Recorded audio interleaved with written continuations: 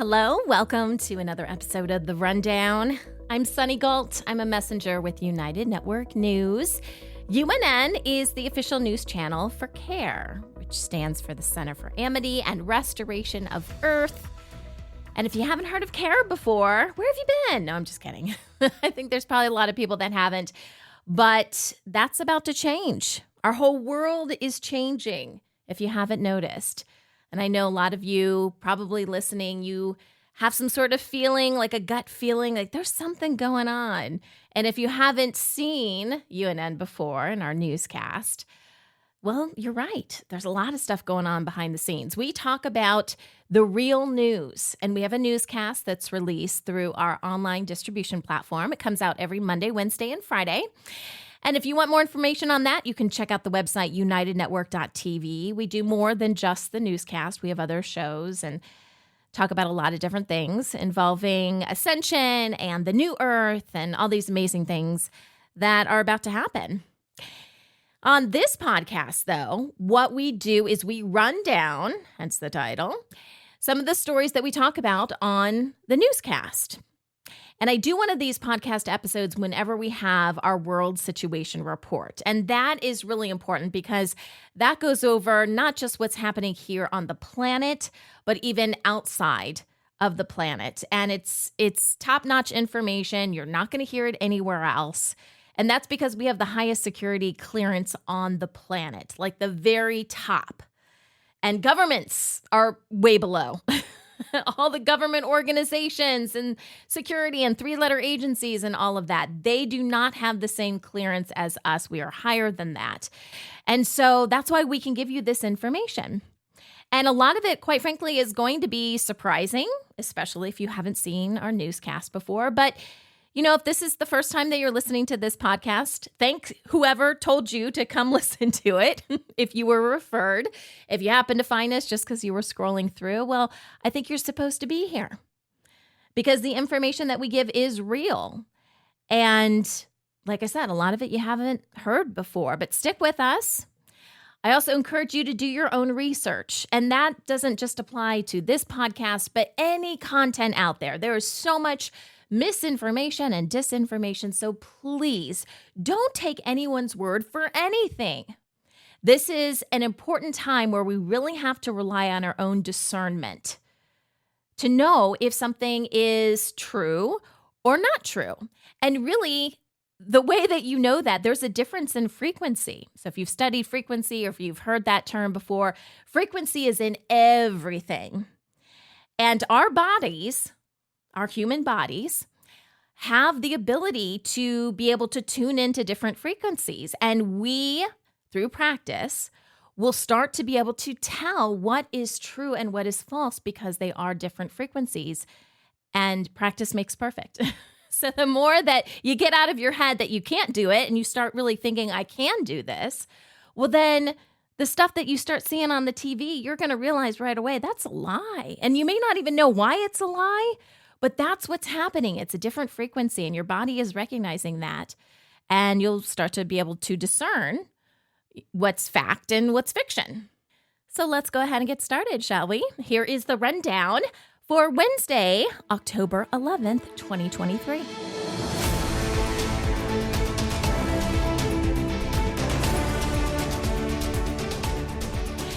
So on United Network News, we have something called our Field Messenger Reports. And it really is what makes UNN UNN.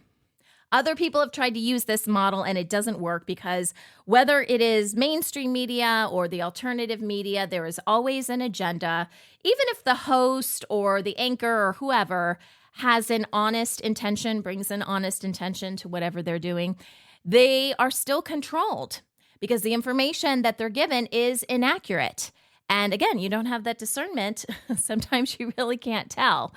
So our field messengers are super important. And these are people just like you who take out their camera phones and they start recording on what's happening in their communities. Because this is one way, especially in the beginning, while everyone's practicing their own discernment, that we're going to be able to tell what's really going on. The mainstream media is saying this, but if you live in that town, you can take out your camera and say, you know what, guys, that's actually not happening here. Let me show you what's really happening.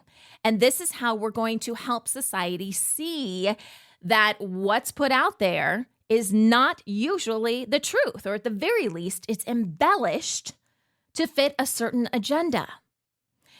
So our field messenger reports can be about anything. We do encourage people to do more news type stories, and we do have a whole team of people in our production that can help you put your stories together. You don't have to know anything about editing or anything like that. We just want the information. Send it to us. We can compile it. And we get all types of stories. Today, we have two that I'm going to tell you about. And this is all about, well, the first one is more about growing food. And then the second one is about eating food, which that's fun to do too, right? we all enjoy a good meal, right? At least I do. So the first story is about hydroponics. If you haven't heard of that before, maybe search that up on the internet. And our field messenger is Adana Mill, and he is from the Dominican Republic. And I believe he works at a university. And he shows us this rather elaborate hydroponics system that was created. And he's telling us all about it, and he's telling us this is actually ancient technology, which so much of that has been lost. We got so far away from the way this planet should have been functioning. Sometimes we think that we're like the most technologically advanced society that's ever roamed this planet. Nothing could be further from the truth, you guys. Sorry if I bursted anyone's bubble there. And this is one example of that. So hydroponics allows plants to grow in water, and it has a very sophisticated setup where there is water, and usually the water is mixed with something else, nutrients. And I think that Adana Mill said that his water is mixed with different fertilizer. He didn't really go into a lot of detail.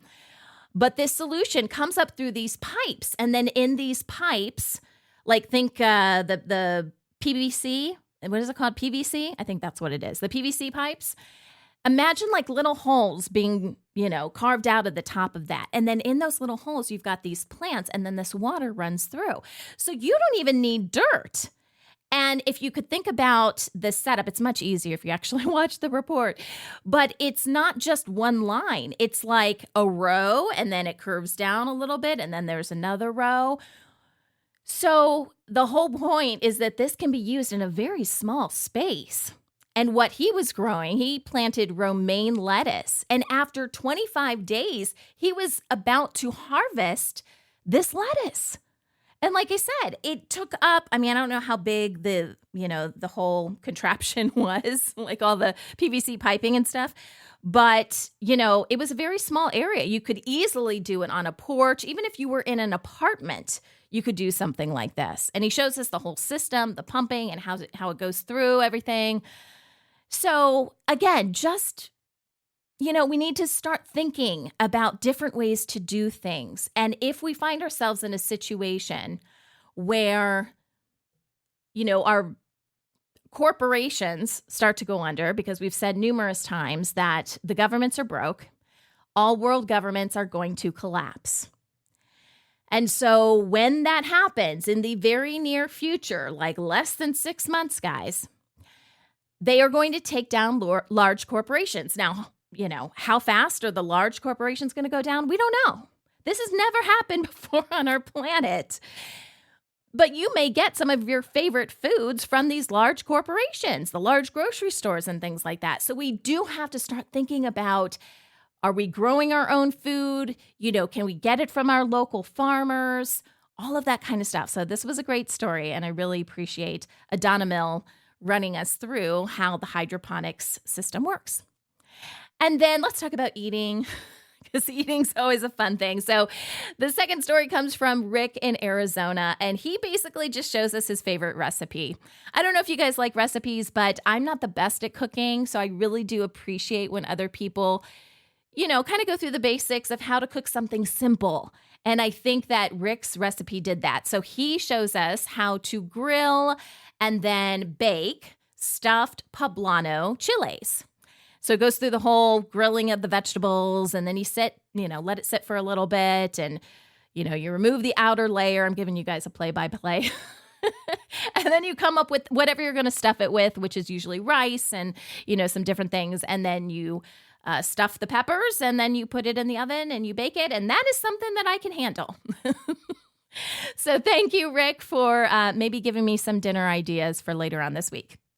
Let's talk about the new Earth. This is a new batch of content that we're producing. We started it last week and we're going to continue doing it because as governments collapse, as we start thinking about new ways to do things, this is really important for ascension. It's important for us to take care of our planet.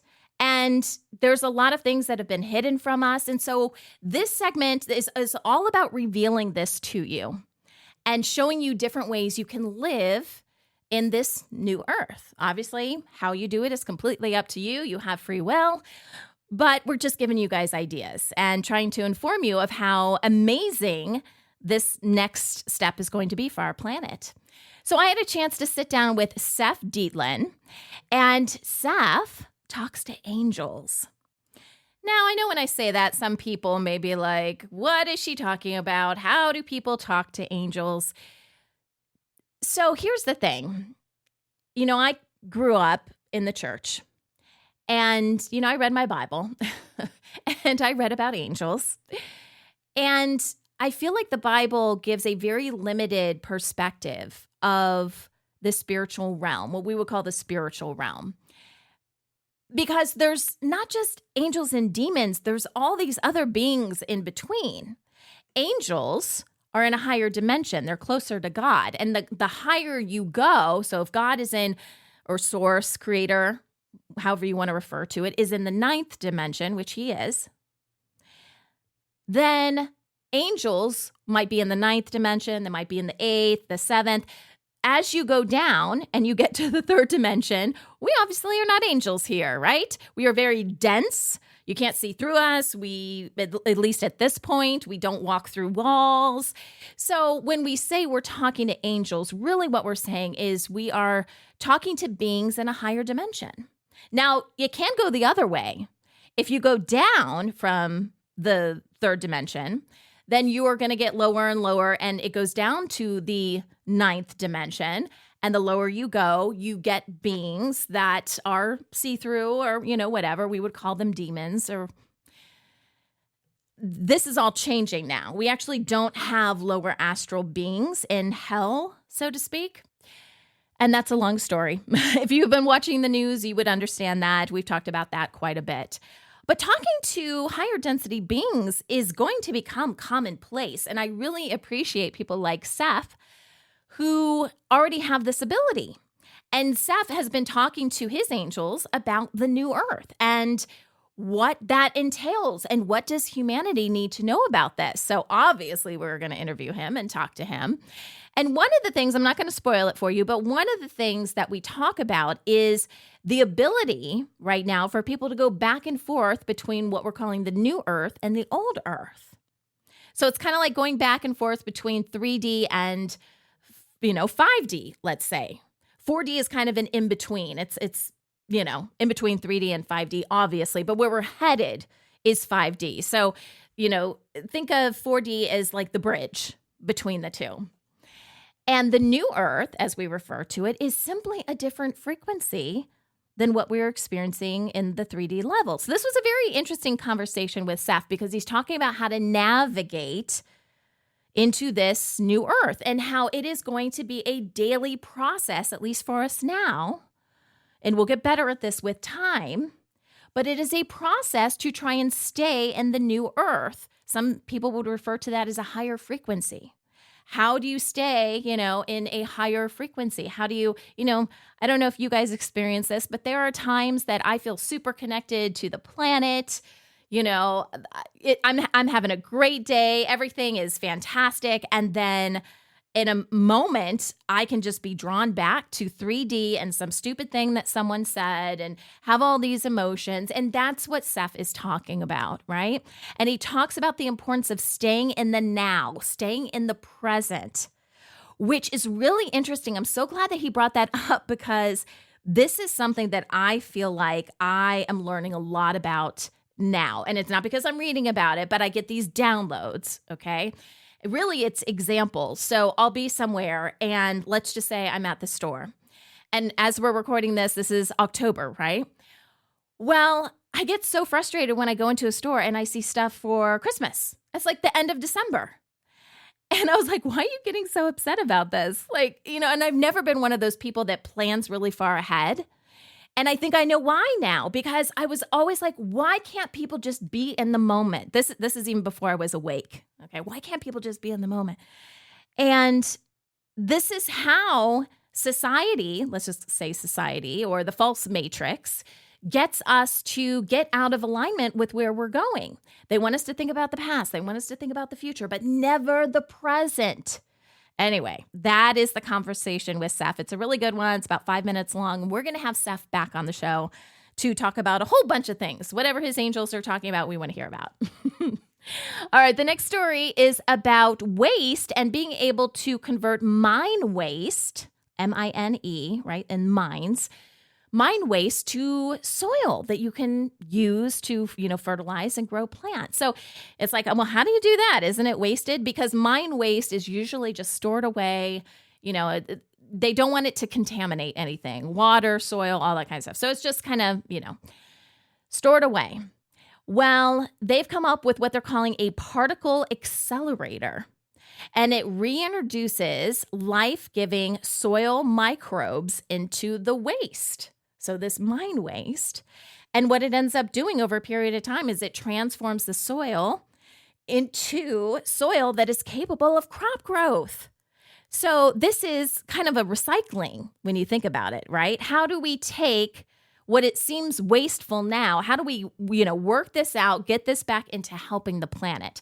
Now, there will come a time where we are not even using mines anymore. It's not even needed. But right now, that's still a thing. So we should be thinking about ways that we can, reduce, reuse, and recycle, right? Remember that whole marketing campaign? And then the third story that we report on in this New Earth segment is focused on the concept of biomimicry.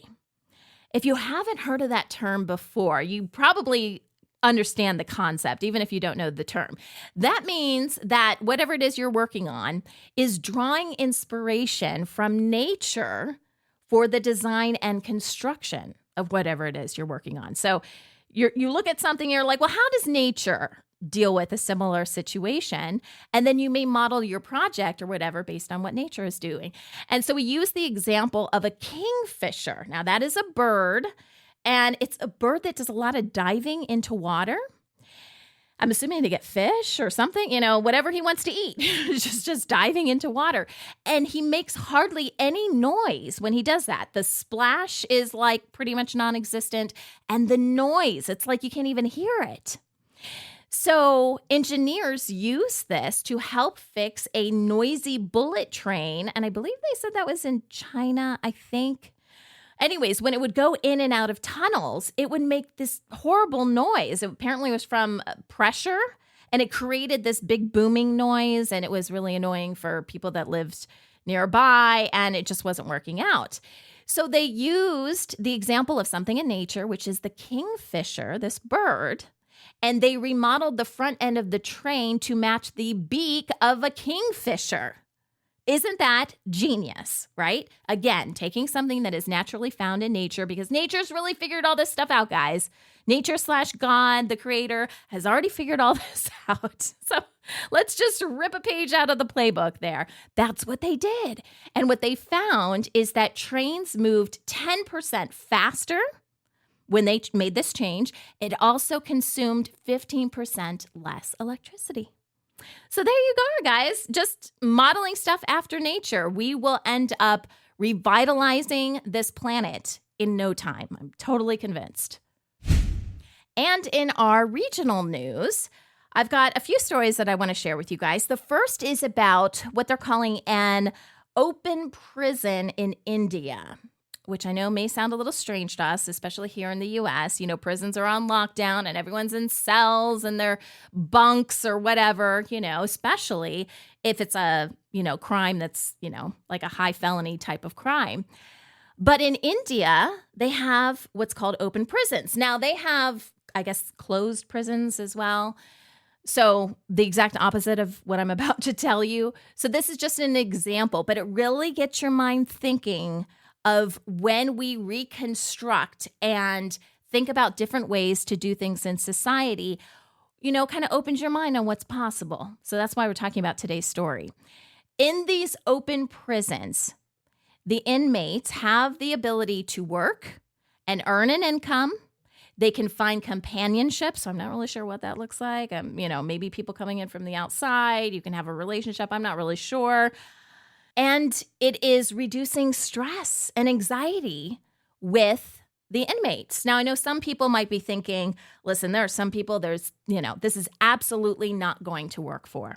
But you have to understand where the planet is going is not where it is right now. And a lot of the things that bog humanity down and make us, do things and commit crimes, I don't think that's how humanity naturally is. Are we always going to have some bad people? Probably. Is this a good fit for all inmates? Probably not. But I do think that we should be, as we reinvent and reconstruct and really rethink about how these systems function. And we all know that the prison system is broken and it's about money and, it doesn't work anymore. It's not going to work in the new earth. But what's interesting about this program is they're finding that is more cost effective because we hear about overcrowding and all that kind of stuff with jails, right? And that it's costing taxpayers so much money. So they are finding that these open prisons are more cost effective and that there are huge economic benefits as well because they are allowing prisoners to acquire skills. So when they get out of prison, they don't feel like they can't do anything. Have you ever heard of people that have been in prison for a long time and the first thing they do is they go out and commit another crime so they can come back in because they're so lost? Again, will it work for everyone? Probably not. But if there was some sort of program that educated people, that, taught them things that, not just, skills that they need to do whatever job, but just taught them more about how to be a human, and the incredible skills and gifts that we have as humans that, we haven't used for an extremely long time. I just think a lot of stuff is going to change. And this could be a system that works for more and more people. I don't know. Well, we shall see. But I thought it was a really interesting story, and it definitely gets the wheels turning, right? The next story is about orphanages in Uganda. So you guys have heard of child trafficking, whether it's sex trafficking or, for labor, all that kind of stuff. Well, that happens a lot in Uganda. Unfortunately, in the story we reported in the news, we said that sometimes parents are selling their children for $15, $15 US dollars, which sounds crazy, right? But this is where we're at. So child trafficking is going on in Uganda. And when kids get out of that, when they're able, when they rescue them, let's say, they are then placed in orphanages. Now, we have not had an orphanage here in the U.S. that I'm aware of in a really long time. So now we've got like child protective services, and then you go into a home and there's a million issues with that. We're not even going to get into that. But that seems to be more of what's happening here, at least in the States. Other countries may be different. But in Uganda, the kids are placed in orphanages. But what they're finding is really the children then become slaves. There's a lot of unpaid labor, and then any funds are misused. The funds are supposed to go to the kids and they're used for other purposes. So it's really not working out. And there are social workers in Uganda that are hoping to replace this whole orphanage system. And they want to focus on reintegration for these children, not only to get them into a proper family, a nurturing family where they are loved and, they feel like they can grow and become an effective member of society. But wouldn't it be amazing too? This kind of reminds me of the open prison system. Wouldn't it be amazing too for these children to know about these incredible human gifts that they have, that they really are special, to counteract this horrid experience that they had? We know that children are able to perceive things a lot better than adults most times because they haven't been programmed like us. So wouldn't this be amazing if kids got this type of education to learn how incredible they really are? And again, reintegrated them back into society and back with a family that treats them well. So what's happening in Uganda is they're trying to get out of this whole orphanage system. And these community-run child protection centers, that's what they're calling them, are emerging in every neighborhood. And what these centers do, it promotes child nutrition, right? You got to take care of your body. You've got to eat right. Safety. So how do you stay safe and, everything that surrounds that. Love, security. So I can see a lot of people probably in the future submitting projects for essentially what they're talking about here. Community-run child protection centers. It's a great idea, and it's nice to see this is happening in Uganda. The third story is about university funding in the UK. So it has come to the attention of people, I would say just the public, okay? The public has realized that universities, there's a handful of them, are accepting major funding from fossil fuel companies such as Shell and ExxonMobil. You don't say. What? They're not practicing what they preach? You got to be kidding me. So people are saying, hey, basically these universities are being called out because they are making public commitments to do things to fight, quote unquote, climate change, right? Promote sustainability, basically everything that these, that goes against these oil companies. But on the back, they're accepting all this money. They are taking millions in funding. And a lot of people are like, wait a second, I'm a little confused because didn't you just tell us, sustainability this and we got to, fight climate change, blah, blah, blah, blah, blah. And I give these people a lot of credit for putting two and two together. Of course, the universities do have an excuse. They say that their collaborations, isn't that very PC? Their collaborations with these companies will contribute to achieving net zero emissions globally. So if you don't know what that is a way to skirt accountability. These companies that are spending a lot of money, a lot of, they're going against everything that climate change stands for, right? Carbon emissions, this, blah, blah, blah, blah. Well, the net zero emissions policy basically says, well, I'm doing this here, but I'm going to plant a bunch of trees over here and I'm going to do this over here. And so it's going to average out. It's going to be like a net zero when I'm done. The problem is they never do that. So they say, oh, I'm going to do this, which I don't know, just don't do the bad stuff. How does that justify doing bad stuff and then doing good stuff? I don't know. Doesn't make a lot of sense to me, but that's what they're talking about when they say net zero emissions globally. So the universities are saying, you know what? Yeah, we're taking their money, but this is a collaboration. And because we're taking their money, we can have influence on them and help them achieve net zero. Yeah, I'm not buying it either. But I'm really glad that the public is calling these universities out because they shouldn't be doing this. It's not right.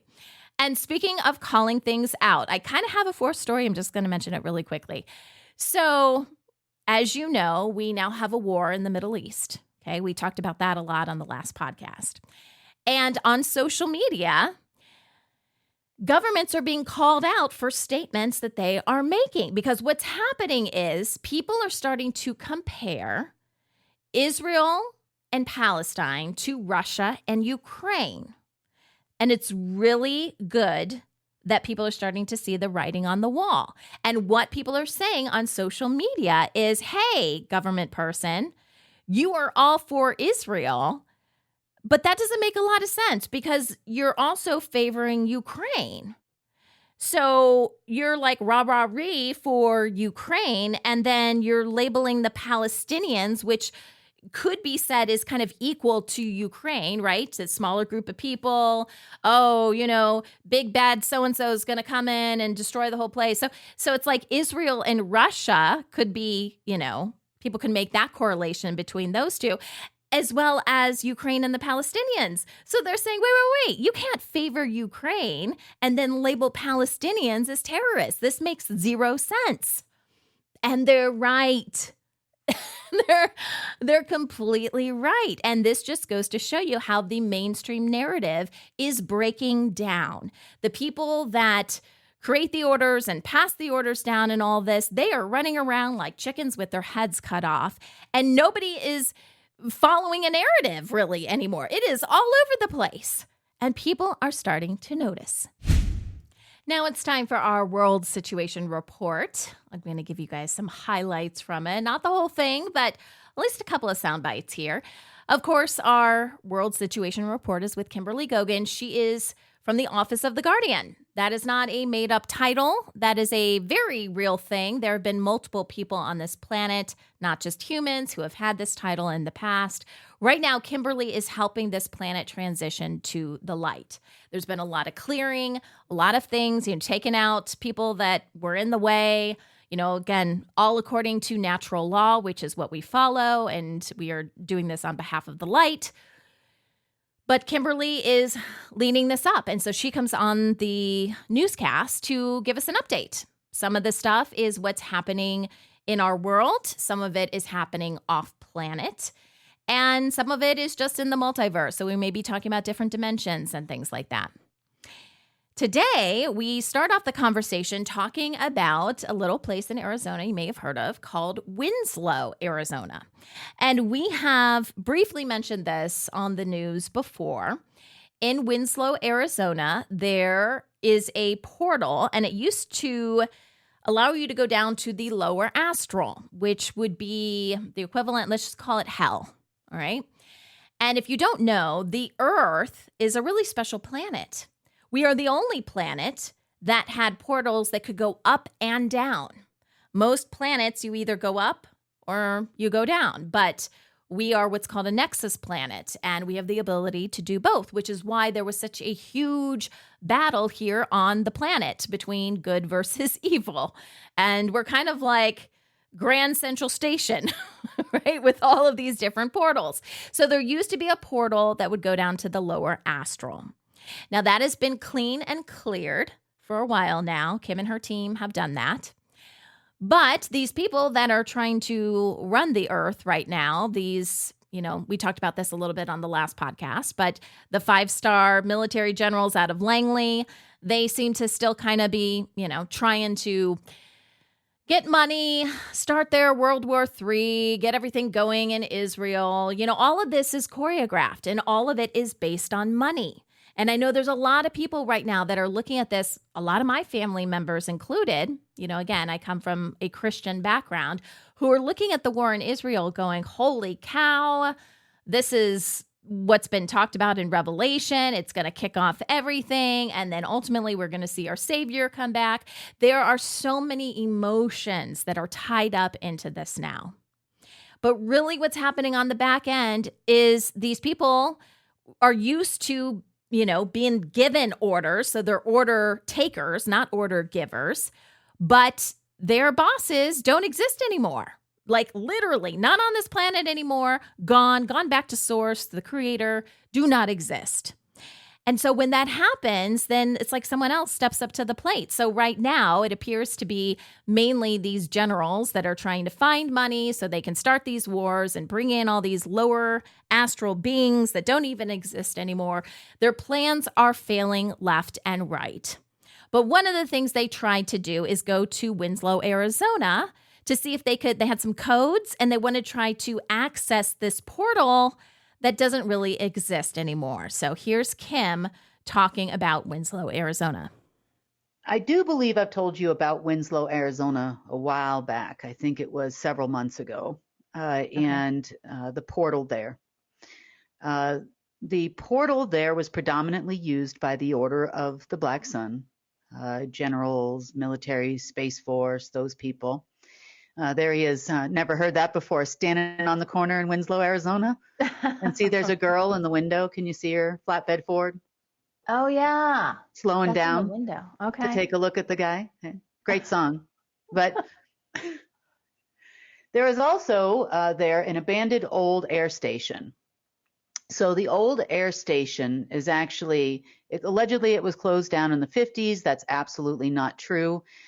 they had been using this as a communications post with the lower astral. They would get orders about, who needs to be assassinated. It could be all kinds of stuff. So the only thing that we didn't clear out a couple of months ago when we were there was a bunch of old papers, some old tapes. There was a holographic phone there for communication lines. And when they ran out of options for funding this war, let's just say Langley 5 sent people, the 5-star general sent people there to get some information, get some data, what could they use? And they stumbled upon a bunch of old codes and AI system information and whatnot, and they sent all their operatives to go enter all of these codes to see if they could get anything. When that failed, it was yesterday, started at midnight the night before, and I know that because sleep eludes me these days. And that's about the only thing that they've managed to do to me thus far is, lack of sleep, which is fine. I can survive on very little. So they ran around all day yesterday doing this and told them that they would get 100% of the money,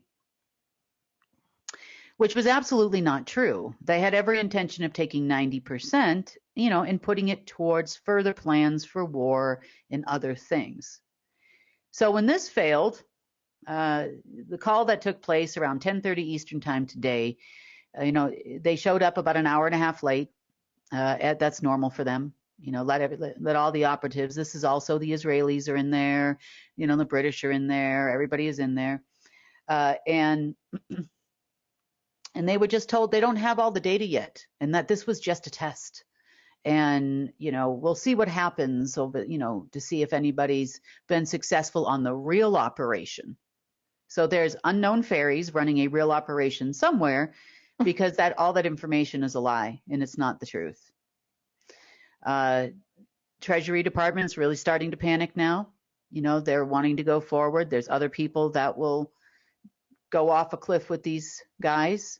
They also started another bit of commotion over the last couple of days as well. If you've ever read the book Sun Tzu, there is a technique called outside in, inside out. And that means that you kind of put your enemy like the middle of the cream filling in the middle of an Oreo cookie.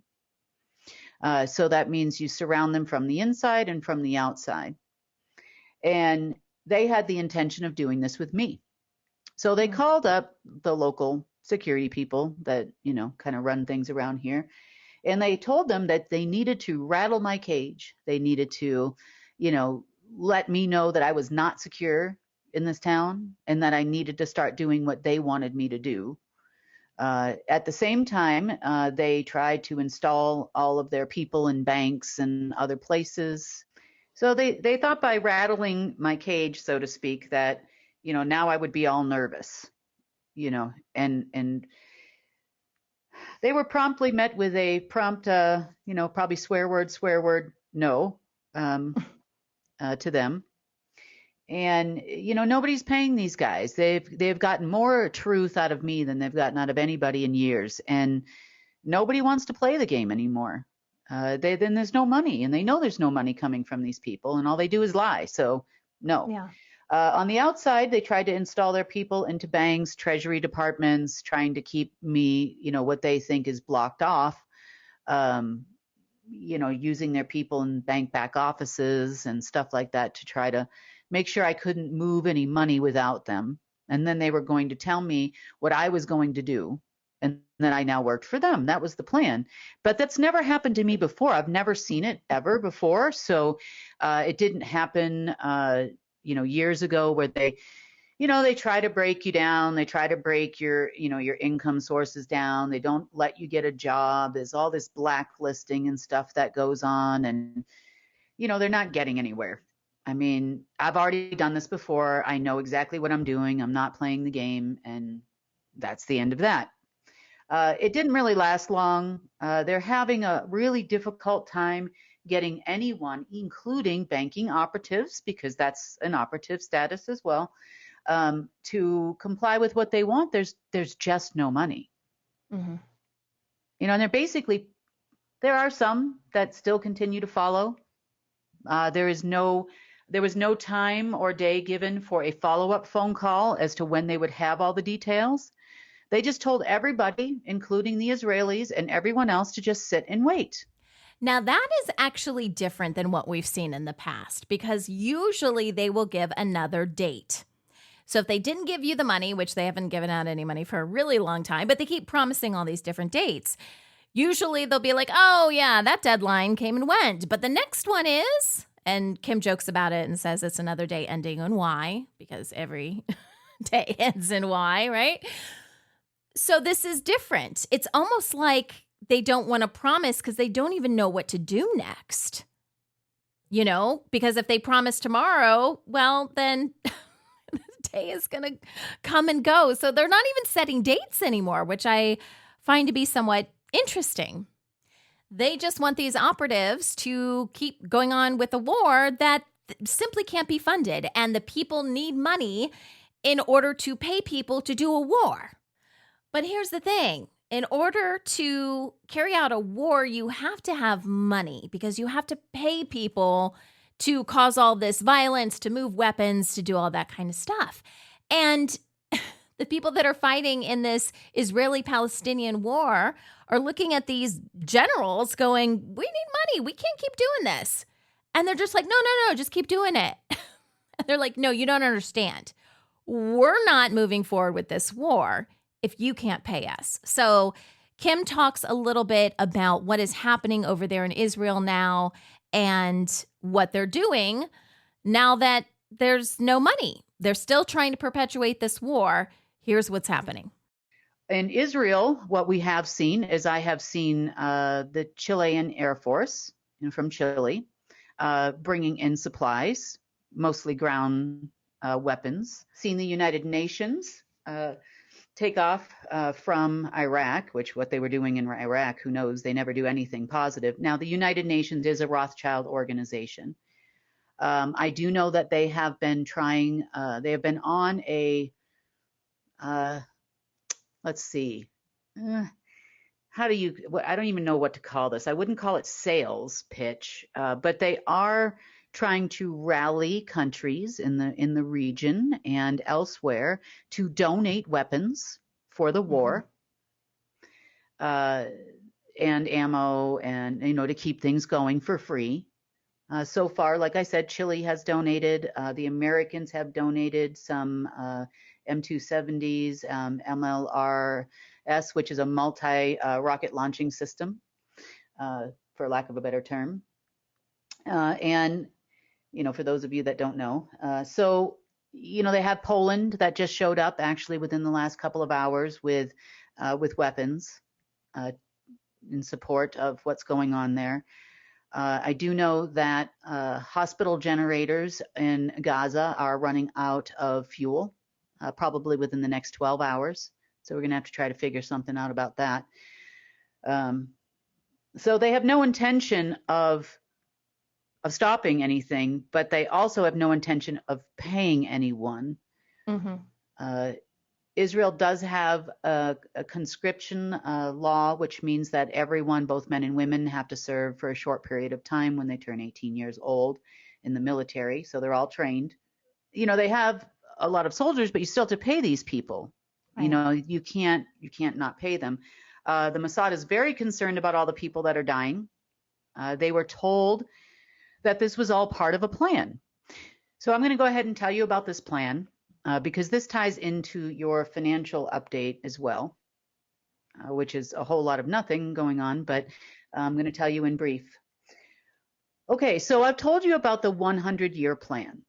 And the 100-year plan was what was handed to Lenin from Rothschild, which included the transfer of power at the time from the installation of communism, the transfer of power from the UK, the World War, the next World War, which was World War II, what the following one would be right around this time.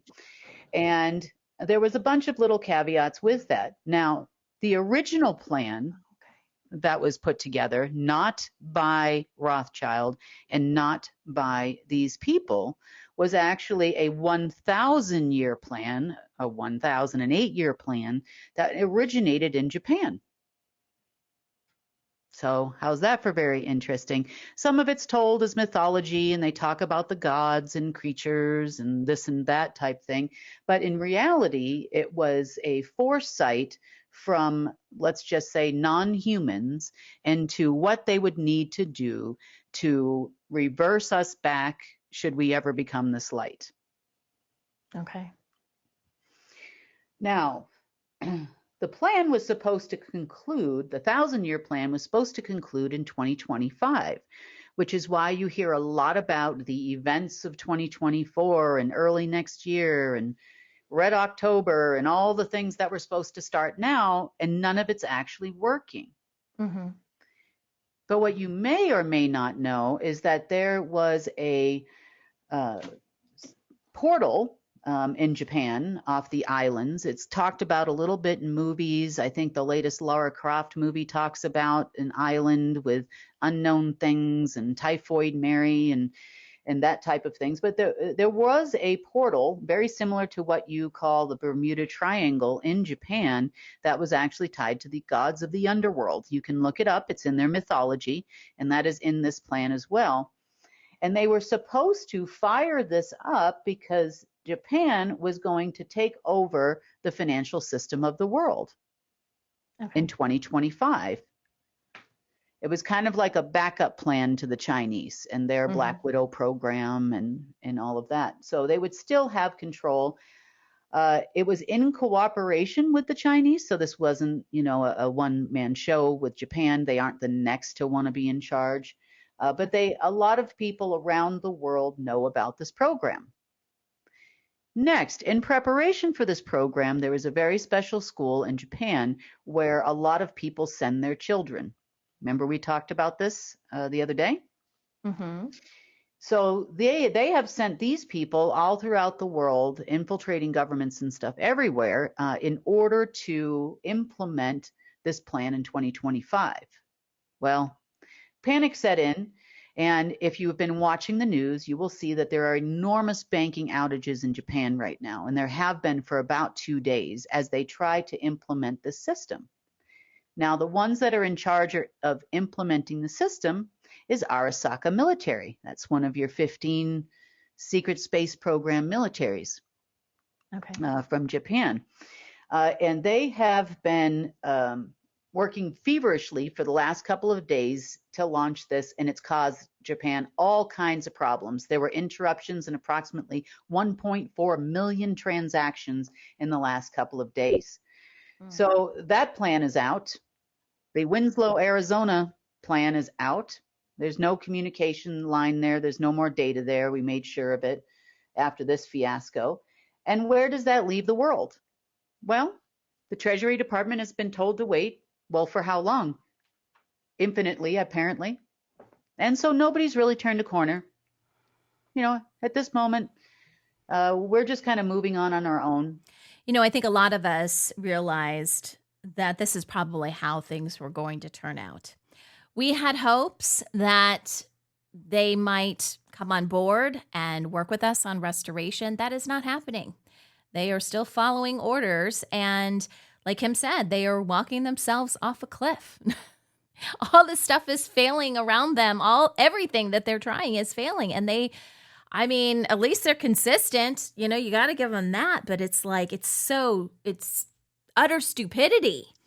And they're like volunteering for their own demise. So as part of the World Situation Report, Kim continues and talks about some of the things that we're doing to move forward. One of the things that she says, and I'm not going to play a soundbite from it, but I wanted to let you know, we've talked about this before, but the Alpha system, the system that Kim runs, has never been used before to transfer money directly to citizens. And that is what Kim and her team have been working on because there were a lot of things preventing that from happening. The people that were running the planet for many, many years, that is the last thing they wanted. They don't want the people to have money directly. So there were so many things, etherical things in the way, curses. You've heard the expression, your money is cursed or gold is cursed. That's not the case anymore, but there for a very long time, that really was true. And so it's taken a really long time to work through all the different densities for Kim and her team to be able to clear so that she can make a deposit, let's say, into a person's account that isn't part of any government or anything like that. It's just a regular checking account. And that's what we've been working for. And the update that she gave us is that the bank system that your checking account is on a level 1. And she has now been able to get to that level 1. She can't make the transfer yet, but there were, I think she said 90 some levels she had to work her way through. We are on the last level, you guys. And now I don't know how long that's going to take. I mean, I have no idea, but she did say that we were on level 4, I believe she said, just earlier this week, and she was been working really hard to get us down, and now we're at a level 1. So if that's any indication of what's happened in the last couple days, this is the home stretch. Now, I wish I could give you dates. I wish I want to know just as bad as you guys do, but we do know that when you are working for the light, that God does take care of you. Creator takes care of you. And this is going to happen when it's supposed to happen. And it sounds like, if these people are going to run themselves off a cliff, someone has to take that place. And this may be our time. This may be our time. So we have a very exciting future ahead of us. What do you do now? Well, if this rang true to you, and I hope it did, I encourage you to share this podcast with other people you care about, because we're trying to get the word out there. And very few people have any idea of the stuff that's really happening. They just may know that something seems off. The world is a little bit off, but they can't quite put their finger on it. So if you know anybody like that, please share this episode with them, or share the whole podcast, actually. And if you want a little bit more of the content that we produce, you can go to unitednetwork.tv. So all of our newscasts are available there, including the complete world situation report with Kim. We have original series. We have health and wellness videos. And so I think you guys will really appreciate that. If you want to connect with us and even do some chit chat, you can do that on Telegram. I'll put links in the episode description below. But we have the Care General Updates channel, which has a lot of information about restoration. We have United Network News Channel, which lists the Field Messenger reports, direct links, so you can actually watch the Field Messenger reports, even if you don't have a membership with us. Those are free.